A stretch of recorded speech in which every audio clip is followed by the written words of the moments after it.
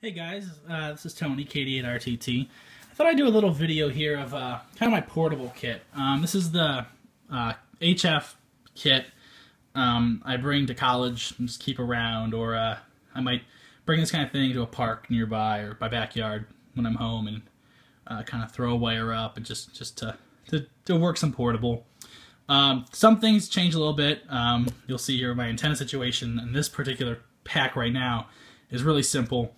I sometimes might bring out something else, but I'll get to that in a second. So if I get started here, this is one of those Harbor Freight cases. I think they're around 20-25 bucks. They're pretty nice for the price. They're not a Pelican case by any means, but they're nice to keep things in. I kind of rearranged mine. Has some pluck and pick foam, I think it's called. Kind of make your own cutout. But you'll see in here I've got my Yaesu FT450D, right? And also in here is my MFJ little tuner here, the MFJ 902H, kind of a travel tuner. Does 80 to 10 up to 150 watts with a balun in it. You can do balanced antenna, wire, or straight through coax, and that's what's really nice. I use this tuner when I'm plugged in at home also, right to my antenna. So I can go on 80 meters sometimes or whatever. But, yep. Okay. Also in here I've got a little jumper to connect the tuner to the radio. Power cable. Kind of not working nicely, but power poles. I have Anderson power poles. Recently switched to that on all of my stuff. I mean, they're pretty nice. Some people love them, some people hate them. They work, that's all I'll say, and they're not too hard to install, and it's nice to have everything convenient. But I'll have some other stuff with power poles in a little bit here, I'll show you. And here I've just got the mic for the 450D and its cable. Keep that in this nice little case. Alright. Let's see if I can get this back in here. There it was. Alright, and this also comes with a little lock. It's, again, this isn't like that standard of or that nice of a thing, but there's a little lock, and there's keys that come with it. You could probably break the lock, but I'm sure it keeps some people out of it. So now we go to the backpack. So that case and this backpack are kind of both parts of the kit. It's not that portable. I couldn't really backpack with this or go hiking really too far from a car, just because of the radio I have isn't conducive to that. And I could definitely slim this down a little bit more, but this is kind of everything. So, starting on the outside, this is just kind of a High Sierra backpack, by the way. Used to use it in high school and just kept it, and I still kind of like it. So, just kind of had it laying around, so that's what I used. Starting on the outside, I just keep a Baofeng UV5R with extended battery and a Nagoya whip. Kind of just throw it on there in case I want to talk to somebody on VHF or UHF. It's, you know, there's a ton of videos about and a ton of reviews about these radios online. Personally, this whole little setup you see here was like 50 to 60 bucks for everything. And I've got a nicer HD, a Yaesu also, but this one's just for the price. It's just nice to bring with me. I'm not too concerned if it breaks or something. But it works well still. So carry that. Also carry multi-tool. This is an SOG multi-tool. Just kind of generally for whatever I might need. I love this thing. It's very nice. Very well made. And that's about it on the outside. In the main compartment, now again, this isn't organized probably as efficiently as it could be, but I have a little notebook and pen, log things, whatever. I have this and this. Okay, so this is actually, bought this at a Hamfest. This is a Belkin battery backup system, I think for like a cable box or a phone system. As you can see, I got it for 12 bucks. I actually got it for 10 bucks with a battery, with a 7 amp hour sealed lead acid battery. When I bought it, I knew that the battery was probably bad, but it actually still holds a charge pretty good. So this charges it. It'll do a full charge, and it'll trickle it at the end. Of course, you can set it up as a battery backup where it would switch over right away, but the output of this is a rather thin gauged cable, not for more than a few amps, so don't really use that part of it. But it's a good little charger.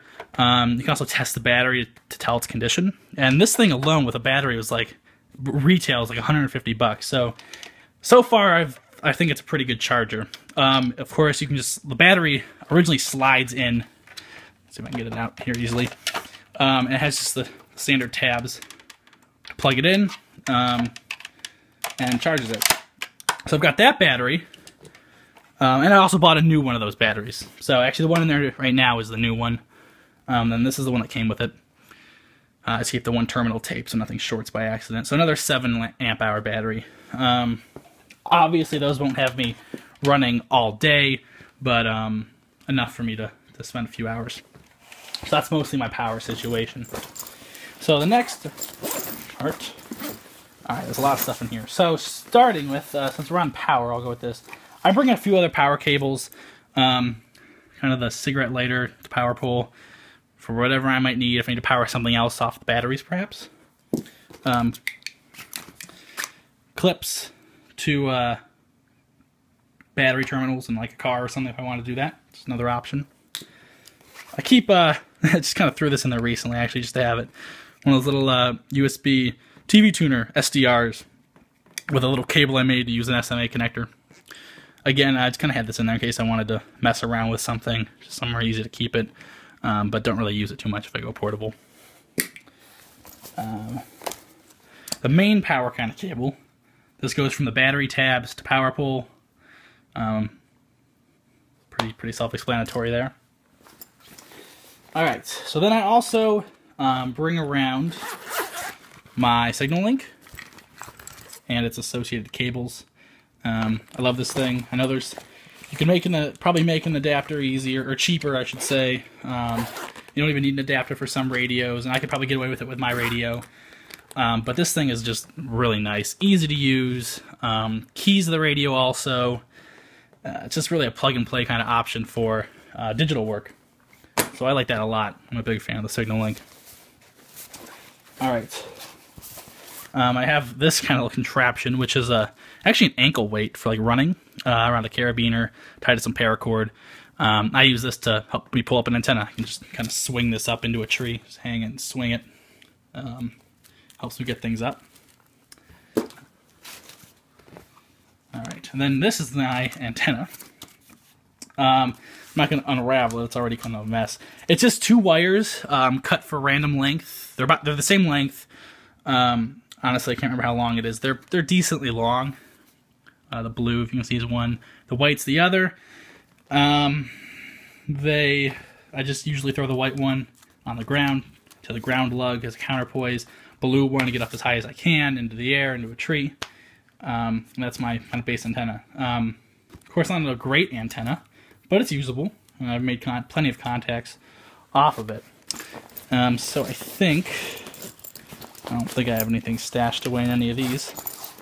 Nope, doesn't look like it. So that's about my setup. Like I said, it's not the most compact or most organized currently, but it works. Pretty pleased with the stuff.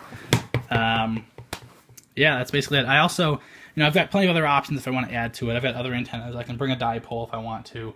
I have ham sticks. I have the capability to do a ham stick dipole. So I can bring that out if I want to. In terms of power, I also have another 4 amp hour sealed lead acid battery, similar to these, charges the same way and everything.